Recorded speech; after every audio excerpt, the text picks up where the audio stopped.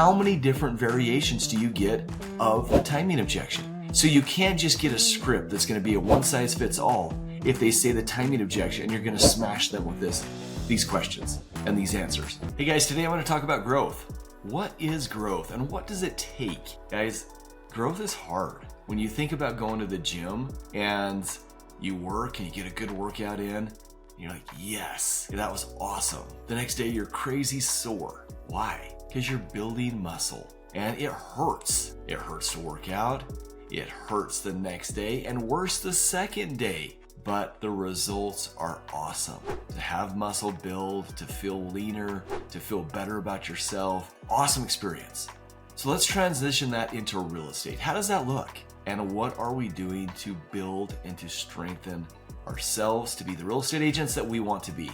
Now, once again, that's going to come with a lot of discomfort. So you need to take the time to be okay with change. You need to take the time to learn because learning's not comfortable either. And diving in and applying different principles and practices to become better. We had a real estate agent just join us that sells a ton of real estate. Just signed up to be part of our program and do a completely different type of sell. And he's no spring chicken. So when I look at this, I have pure admiration because he's taken the time to regrow and relearn and to be better. How many of you out there are willing to do that? And what will the results be? This particular real estate agent sells 80 to 90 homes a year, is an amazing real estate agent, an amazing human being, has tons of systems and structure. And I asked him, I said, why in the world would you go from cold calling to becoming a door-to-door salesperson?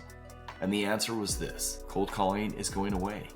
It takes so much longer to sell the number of real estate that I need to sell because of how things have adapted. All of us don't want to answer calls now. And if it's not someone we know, it's a telemarketer.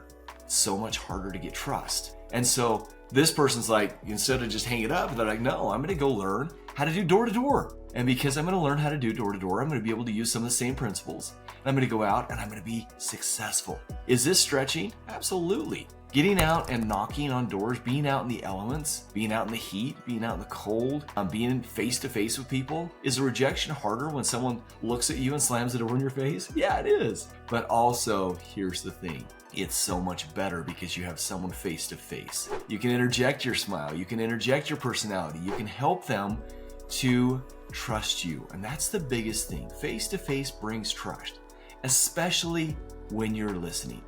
Now, does that mean this is going to be an easy journey? No, it's not. But as long as you say, hey, I'm going to grow. I've been working particularly with a bunch of our agents on different things. And one of them was the objection of, I have an agent. And so we've worked on this role play and we've talked through it. And I get a text yesterday saying, hey, I just got this objection. And this is the scenario. I knock on the door. They said, hey, I have known my agent for 30 years. And the response from my agent was, just because you know them for 30 years, does that mean you won't use them? And they got the door slammed in their face, as you can imagine. So we need to learn how to go through a process that helps other people be right, feel right, and then change their thoughts through the questions you ask. Now, that is a learning process. Guys, this doesn't come overnight. It doesn't happen just because you go, okay, I'm going to change what I'm doing and I'm going to go out and do it. No, this happens over a period of time. It's just like working out. You're going to have to start small. You're going to have to build up. You're going to have to take a step each time. You're going to have to get better. It's not going to hurt as bad after the first few times, but yet it's still going to hurt as you get more weight and more weight and more weight. As you get further in the process and you're not able to close that deal, you're like, dang it, I'm so close. Why didn't I get this one? And then you push a little bit further forward and then you get so much closer. These are the things I'm talking about. As you build your business, you're going to have to learn lots of different things. So take the timing objection. I don't want to buy right now. Is it I don't want to buy right now because I don't have the money? Is it because interest rates are too high? Is it because I'm expecting a raise? Is it because a spouse just passed away?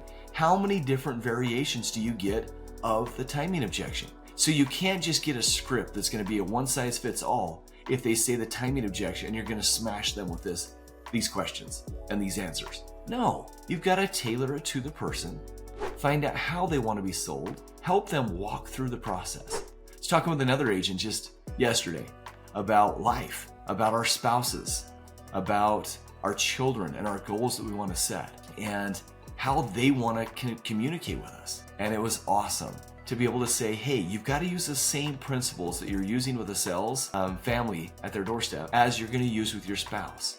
Now, if your spouse is not a person you're just going to sit down with and say, hey, let's do this big planning session so I can work a lot more and you're not going to be mad at me. If they're not planners, you can't sit and plan with them. Don't try. It's not going to go well. They're going to be sitting there the whole time with a secondary conversation going, oh my gosh, here goes my husband again, or here goes my wife again, and they're trying to plan out my life, and I'm just not down for this. But as you go through and you just ask certain questions in a non-formal setting, in a non-planning setting, ask them, hey, what's something really cool you'd love to do? Where's a place you'd like to visit? What are some of your thoughts about our kids' future? Helping them save. How are they going to afford a house, do you think, as they get older? Housing is going up so much. Get their ideas, get their realities, and then make it happen through your hard work. It doesn't need us, hey, let's sit down and build a vision board. Find out how best to help each person in your life accomplish the goals that they're wanting to accomplish in the way they want to accomplish them. That's the big thing, guys. You cannot force a square peg into a round hole. It's going to be crazy hard and it's not going to work very well. So make sure as you go through these processes, you have the best interest of your client, your family member, the people around you in mind. Help them become better through their ideas, and then you be a facilitating piece that guides them through the process. They will love you forever, and you will help them reach their goals. And that is what sales and life and all these things we do is all about. Make sure you're sharing comments, some of your thoughts, some of the things you've done, some of the things you've seen, and how it's benefited you, your lives, your family, your clients. I'd love to hear from you. Make sure you like and subscribe and share this video off to anybody you can think of. And hopefully it'll help them as well. Guys, I appreciate you being on today and look forward to chatting with you more in the near future.